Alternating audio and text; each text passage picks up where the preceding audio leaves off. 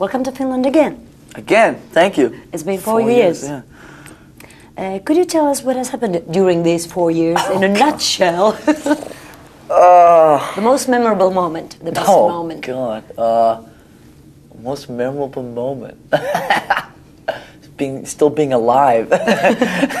No, I mean, the last 4 years, obviously, because when we were here last time, we were at the beginning of the tour. So what we've done for most of the last 4 years has basically been on tour. We toured for about another year and 3 months maybe after we were in Finland last time, then took a little bit of time off, made this record, and now we've been on the road for this record since about 17 months ago, which is about August of 91. So it's been a lot of touring, a lot of haze, a lot of this, a lot of darkness. A lot of coffee. Yeah, well, I don't drink coffee. When I need to wake up in the morning, it's just water. There's just water in here, actually. Vet. There you go. Vettä. Mm-hmm. Vettä. What is the toughest part of touring? Is it staying awake? Or? The toughest part of touring is being enthusiastic about touring the 21 hours a day you're not on stage. The 3 hours on stage are the easiest. The energy, everything that comes from the crowd really lifts you up. It's the other 21 hours that are sometimes can be very difficult, especially like it's winter. We've been on the road for 17 months. I haven't seen daylight for about a month. My mind right now is sort of like, I'm really sort of just spacing on a lot of things. So I think that's the toughest part of it. But, the playing and that whole side of it's really easy. I don't mind so much the traveling. The other three guys in the band don't like being away from home. I can go on travel. I love traveling. I travel all the time. Even when we're not playing, I still keep traveling and so on. So that's the easy part for me. I think just being inspired and being enthusiastic about everything. I did an interview just a few minutes ago with this guy who had some great funny questions and really. It was great, but I couldn't lift myself up to, I felt kind of almost sorry, do you know what I mean? So sometimes lifting yourself up to the level of what everybody expects from you 24 hours a day, that's probably the toughest part of touring. Some artists have said that it's very difficult because some people want to continue the feeling they have on stage in their private lives. Do you have sometimes a feeling like that? That you want to have this adrenaline going on all the time and you get depressed if nothing goes on?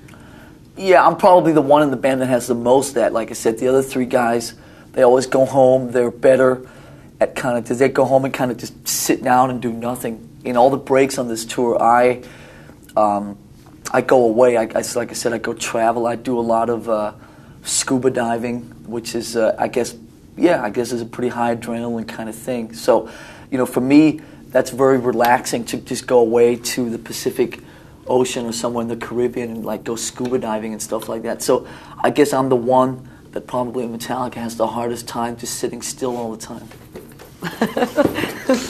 So you don't need to play the drums every day. No, a lot of drummers, if you were talking to more conventional drummers or something, they'd probably be sitting here right now going, doing that. Kurt, for instance, our guitar player, he sits and plays his guitar 24 hours a day. I get enough playing drums just as 3 hours a day on stage. I mean, because we're on tour right now, when we're at home and so on, I go down, I have a drum kit in the studio in my house and stuff like that, and I go down and play around. But on tour, 3 hours a day, 5 times a week, 15 hours a week is plenty for me, believe me. Believe me, more than enough. What made you choose the drums in the first place? I don't have that answer. I don't know. What made you choose to do what you do? You just go with your instincts. You do what feels natural to you. When I was listening to all my records and stuff in the 70s, I just found myself sort of doing this instead of doing this, and it's like playing air drums instead of playing air guitars. I don't really have more of an answer than that. I've been playing drums even when I was not really taking it. I was playing a lot of tennis when I was growing up, and And very it into. needs a sense of rhythm. Yeah, but I was very into a lot of sports and stuff when I was like between 10 and 15 and stuff like that. But drums was still there, kind of like a hobby or an escape away from tennis. So I've been playing drums for close to 15 years, even though it's only been, say, 10 years of taking it real seriously. But for some reason, drums was just it. A lot of bands copy you. Have you ever counted how many Metallica clones you've seen in this world? We only have half an hour. Yeah, we don't have enough time. There's a lot of bands who you can tell kind of follow in our footsteps with a lot of the ideas that we do.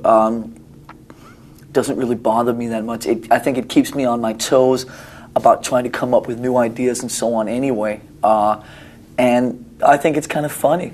I don't know. I mean, it's in some weird way you could say that it annoys you for maybe 5 seconds, but then that annoyance, I think, turns to you just kind of get flattered, or you realize, wait a minute, we are doing something right. All these people are following in our footsteps or whatever. So it's okay.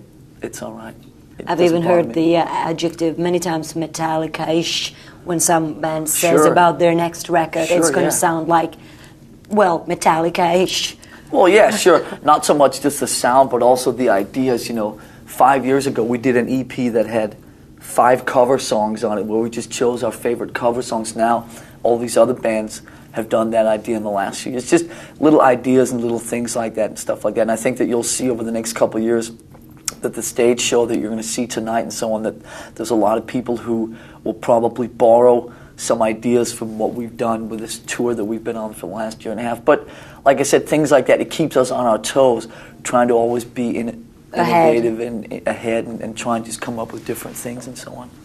How about the stage? I haven't seen this stage production yet, or the setup. How does it look like? Or how much do you pay attention to the planning of the stage? Oh, all that comes from us. It was our idea, and we kind of, a couple of years ago, started realizing that we wanted to get away from the conventional kind of shoebox way that you see a band play. And kind of, since James plays guitar and stuff like that, we kind of wanted to, we started putting some vocal microphones in different places so we could go sing to different parts of the audience and stuff like that. And then we kind of took that one step further by James could move around, everybody could move around, maybe the drums should move around too, so the drums don't stay in one place the whole time too. And then we kind of wanted to lose this thing with having everything kind of focus around a center point.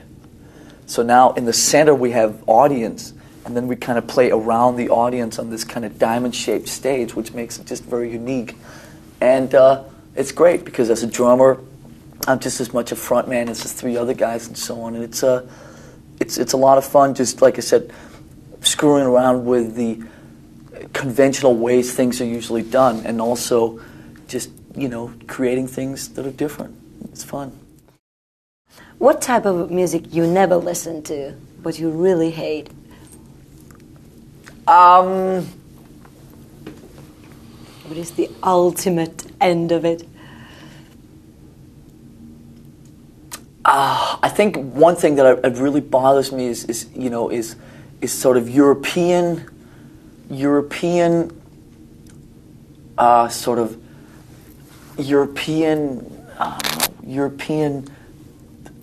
sort of pop disco kind of.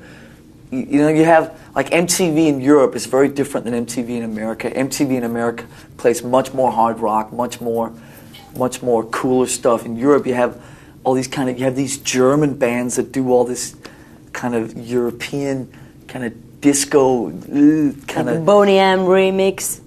Yeah, that really bothers me. I mean, hard rock, pop, I think George Michael, that stuff is all great. Well, it doesn't bother me. You can take things, alternative, rap, all that I can listen to. I don't like rap that much, but I can listen to it or appreciate it. But some of these, these German producers, like kind of the Milli Vanilli type of that stuff, these German producers that kind of go in and create these bands in the studio and stuff like that, that stuff, that bothers me a lot. Because it's so lack of any kind of emotions or just, there's just nothing there. And, you know, we just spent 3 weeks in Germany. I mean, nothing against Germany or Germans, but some of those, sometimes on MTV you'll see these like German kind of this stuff. I don't know what to call it. It's stuff. It's just horrible. I don't know. You know, like, you know, Friday Bike, that kind of stuff. You know, this kind of, do you know this kind of German kind of, we call it humpa disco. Yeah, humpa. Yeah, because even like the other day we were listening to a CD of some disco stuff from the 70s that was actually really fun to listen to, like some Donna Summer and some things like that, which actually sounded really good. It was the first time I'd heard some of those songs for a long time. But this German kind of Schlager kind of disco stuff I don't like that. That's probably about the only thing. It's 10, 11 years ago now since I formed Metallica with James. It's a lot of things have happened, and personally and musically. Yeah, but we've always tried to follow the instincts and follow the musical directions where they wanted to take us and stuff like that. I think there's so many metal bands that sit there and say, okay, you know, we're heavy metal and this is what we have to do, and you have these 35-year-old men running around in tight jeans and T-shirts, and it's not right because they're trying to force something upon themselves.